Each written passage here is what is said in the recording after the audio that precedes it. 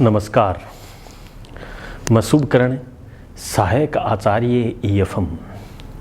आज हम BCom part प्रथम वर्ष के विद्यार्थियों के लिए EFM पेपर प्रथम बिजनेस इकोनॉमिक्स व्यावसायिक अर्थशास्त्र में यूनिट संख्या सेकंड के अंतर्गत सम सीमांत उपयोगिता नियम या प्रतिस्थापन का नियम, लॉ ऑफ सब्स्टिट्यूशंस के सिद्धांत की हम चर्चा करेंगे। पिछले वीडियो में हमने चर्चा की थी सीमांत उपयोगिता ह्रास नियम क्या है, सीमांत उपयोगिता ह्रास नियम के लागू होने के कौन कौन से कारण हैं, उसकी मान्यताएं, अपवाद और आलोचना और महत्व के बारे में चर्चा की थी। आज हम इसी नियम में आगे हम पढ़ेंगे सम सीमांत उपयोगिता का नियम। सम सीमांत उपयोगिता का नियम भी मुख्यतया एक महत्वपूर्ण नियम की श्रेणी माना जाता है। सम सीमांत उपयोगिता का नियम 1854 में फ्रांस का अर्थशास्त्री H.H. गोसेन ने इस नियम का प्रतिपादन किया। H.H. गोसेन ने इसे हम गोसेन का द्वितीय नियम भी कहते हैं। सम सीमांत उपयोगिता नियम को हम मुख्यतया उपभोग सम सीमांत उपयोगिता या अतिरिक्त प्रतिस्थापन का सिद्धांत या अधिकतम संतुष्टि का सिद्धांत या तटस्थता का नियम या उपभोग मितव्ययी का नियम या आनुपातिकता का नियम भी कहते हैं। सम सीमांत उपयोगिता नियम एक महत्वपूर्ण नियम की श्रेणी में माना जाता है। इसका प्रश्न भी कई बार आपके विश्वविद्यालयों की परीक्षाओं में पूछ लेते हैं। इस नियम की हम व्याख्या करें तो प्रोफेसर मार्शल कहते हैं, मार्शल इस नियम की व्याख्या करके ये कहते हैं कि सम सीमांत नियम यदि किसी व्यक्ति के पास एक ऐसी वस्तु है जो अनेक प्रयोग में काम आ सकती हैं, जो वह उसको विभिन्न उपयोगों को इस प्रकार से बांटेगा कि सभी उपयोगों से सम सीमांत उपयोगिता समान मिले। माना उदाहरण के रूप में हम देखें, कोई भी व्यक्ति किसी वस्तु का उपभोग करता है तो 5 वस्तुएं उसके पास हैं।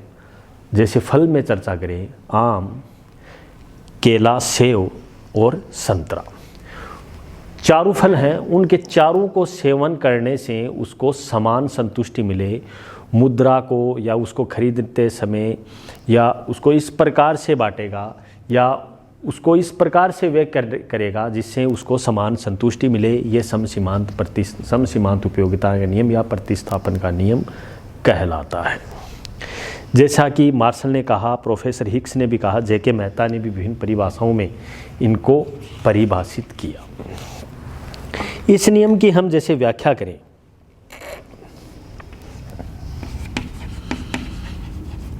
व्याख्या के द्वारा हम इसको समझेंगे कि किसी व्यक्ति विशेष के पास 2 वस्तुएं हैं, उनको वो इस प्रकार से बांटेगा जिससे उसको संतुष्टि क्या मिले, समान मिले।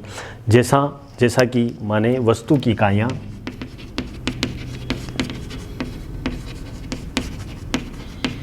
ये वस्तु की इकाइयाँ हैं 1, 2, 3, 4, 5, कोई भी है। अक्ष वस्तु या ए वस्तु की सीमांत उपयोगिता, ए वस्तु की मार्जिनल यूटिलिटी मान लो और बी वस्तु की मार्जिनल यूटिलिटी। इसके माध्यम से हम समझेंगे डायग्राम्स के द्वारा। सीमांत उपयोगिता ए वस्तु और बी वस्तु से इस प्रकार से मिलती है।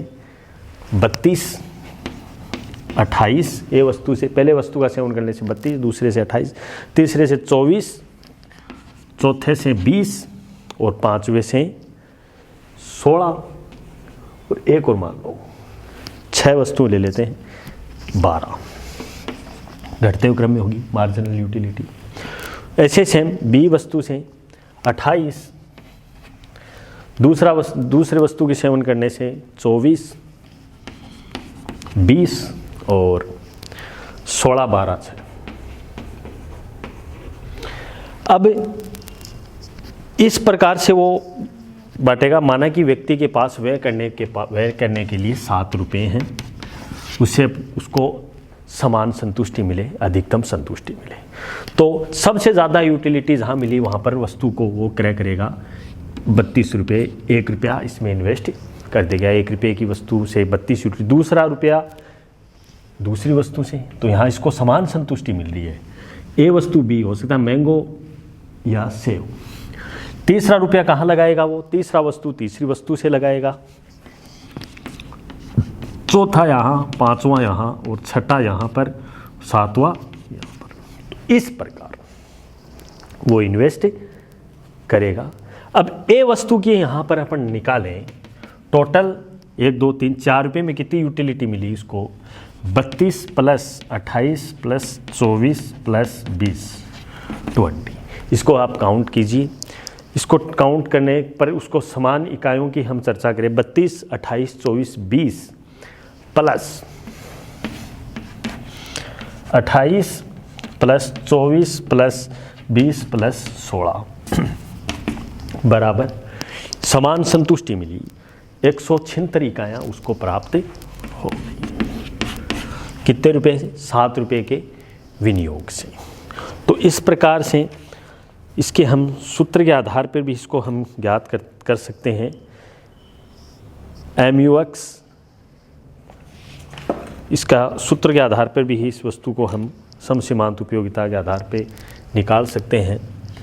इक्वी मार्जिनल यूटिलिटी में MUX बटे X बराबर MUY बटा Y MUZ बटा Z। इसके आधार से इसको हम कैलकुलेट कर सकते हैं। अब हम चर्चा करें इस नियम की हम डायग्राम्स के बारे में कि दोनों से समान संतुष्टि किस प्रकार से हमें मिली।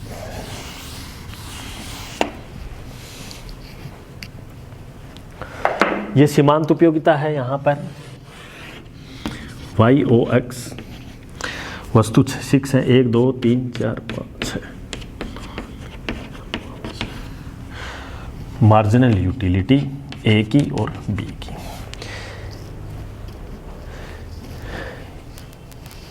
₹20 तक यहाँ पर सभी समान संतुष्टि मिल रही है। 5 5 दूनी 10 15 20 25 30 35। ये इक्वी मार्जिनल यूटिलिटी हो गई। इसे हम क्या कहेंगे?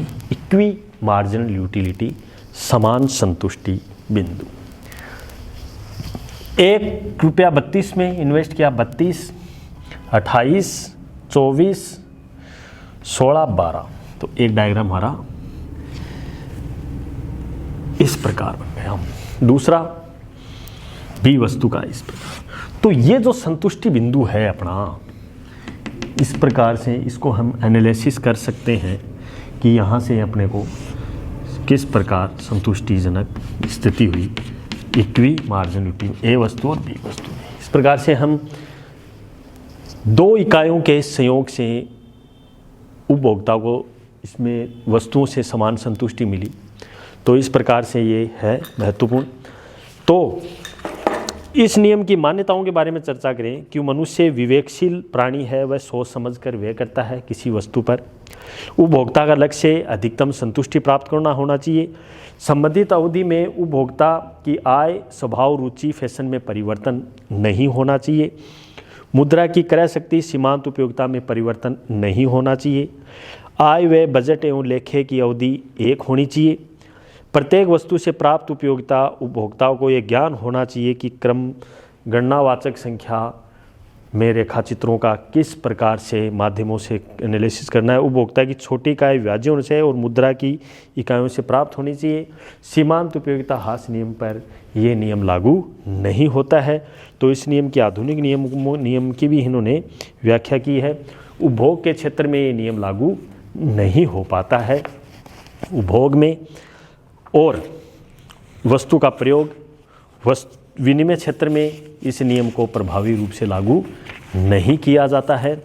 और भी विभिन्न प्रकार हैं, जो कि अधिकतम कुल उपयोगिता और अधिकतम संतुष्टि से ये नियम भिन्न होना चाहिए। तो आधुनिक सिद्धांत की भी हम चर्चा करेंगे। सीमांत उपयोगिता ह्रास नियम में आधुनिक सिद्धांत सम सीमांत उपयोगिता नियम की आलोचनात्मक हम दृष्टिगत देखें तो सम सीमांत उपयोगिता महत्व उपभोग के क्षेत्र में, उत्पादन, विनियोग और राजस्व के क्षेत्र में इसकी एक महत्वपूर्ण भूमिका रही है। अब सम सीमांत उपयोगिता नियम की आलोचनाओं की हम चर्चा करें। सम सीमांत उपयोगिता वस्तु की अविभाज्यता पर निर्भर है। एक तो ये इसकी आलोचना है, वस्तु की अविभाज्यता, इनडिविजिबिलिटी ऑफ कमोडिटीज, एक बजट अवधि की अनिश्चितता, क्योंकि बजट अवधि की अनिश्चितता है, indefinite of budget in the period, तो बजट की अनिश्चितता पर भी है। वस्तु के मूल्य में परिवर्तन, change in price of commodities, वस्तु के मूल्य में परिवर्तन, उपयोगी वस्तुओं पर अपर्याप्तता, non availability of useful commodities पर यह नियम लागू नहीं होता है। ये आलोचना कर रहे हैं इसकी। सभी उपभोक्ताओं का हिसाबी स्वभाव नहीं होना, ये भी है। All commodities are not of calculate nature, उपभोक्ता की अज्ञानता और लापरवाही, इग्नोरेंस ऑफ जो गुड्स हैं, उपभोक्ता की अज्ञानता, लापरवाही भी इसमें शामिल है। पूरक वस्तुओं के संबंध में ये नियम लागू नहीं हो पाता है। अधिकतम कुल उपयोगिता व अधिकतम संतुष्टि भी क्या होनी चाहिए, भिन्न होनी चाहिए। तो इस प्रकार से डिमांड एनालिसिस के अंतर्गत सम सीमांत उपयोगिता एक महत्वपूर्ण नियम की श्रेणी में आता है।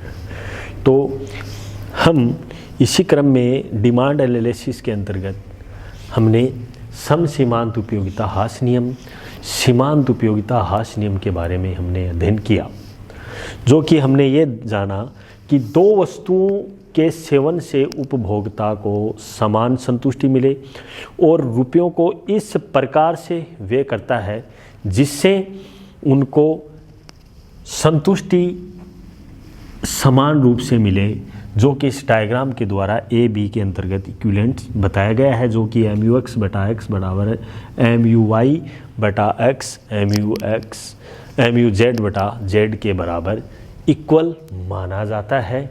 तो इसी प्रकार इसको हम सम सीमांत उपयोगिता नियम भी कहते हैं। सम सीमांत उपयोगिता नियम जो कि मैंने आपको बताया 1854 में फ्रांस का अर्थशास्त्री H.H. गोसेन ने इस नियम को प्रतिपादन किया। इस नियम में मूलभूत तथ्यों आयामों को सम्मिलित भी किया गया, जो कि इस नियम को प्रभावी तरीके से सम सीमांत उपयोगिता नियम को H.H. गोसेन और मार्शल ने विभिन्न परिभाषाओं के माध्यम से परिभाषित भी किया गया। तो इस प्रकार सम सीमांत उपयोगिता नियम आज हमने दोनों डायग्राम्स के द्वारा, इनका विभिन्न डायग्राम भी बना सकते हैं, आवश्यकता नहीं आप यही डायग्राम बनाएं, इसका दो अलग अलग डायग्राम भी बना सकते हो, जो कि इस प्रकार से होगा। ये का तो ये हो जाएगा, दूसरे का बी वस्तु का इस प्रकार से, ये भी इक्विवेलेंट, तो दोनों से समान। इनको मैंने मर्ज कर दिया था, दोनों को इस प्रकार से आप चाहो तो एग्जाम में दोनों को अलग अलग कमोडिटी के आधार पे बना सकते हैं। तो सम सीमांत उपयोगिता नियम में हमने आज ये संक्षेप के बारे में, इनके सारगर्भित या संक्षेप में हमने इनको समझा। तो इस प्रकार हम अगले वीडियो में आपके लिए लेके आएंगे मांग विश्लेषण से संबंधित ही उदासीनता वक्र क्या है और उदासीनता वक्र की क्या परिभाषाएं हैं और उदासीनता वक्र की कौन कौन सी विशेषताएं हैं, इनसे संबंधित है। इसमें भी दो वस्तुओं के विभिन्न संयोगों को लिया जाता है जिसमें उपभोक्ता को समान संतुष्टि मिलती है। उदासीनता वक्रों के विभिन्न विशेषताओं के बारे में भी हम चर्चा करेंगे, जो कि बहुत ही उपयोगी है आपके एग्ज़ाम की दृष्टि से। आपके एग्ज़ाम में इसका क्वेश्चन आता ही आता है कि उदासीनता वक्र कौन कौन से है, क्या क्या विशेषताएं हैं। उदासीनता वक्र जैसे विशेषताओं में हम पढ़ेंगे, उदासीनता वक्र सभी मूल बिंदु एक दूसरे को काटते नहीं हैं। उदासीनता और ऊपर से नीचे से दाएं ओर, तो उदासीनता वक्र मूल बिंदु के उन्नतोदर होते हैं। वो अगले वीडियो में हम आपके लिए चर्चा करेंगे। बहुत ही बहुत धन्यवाद। Thank you very much.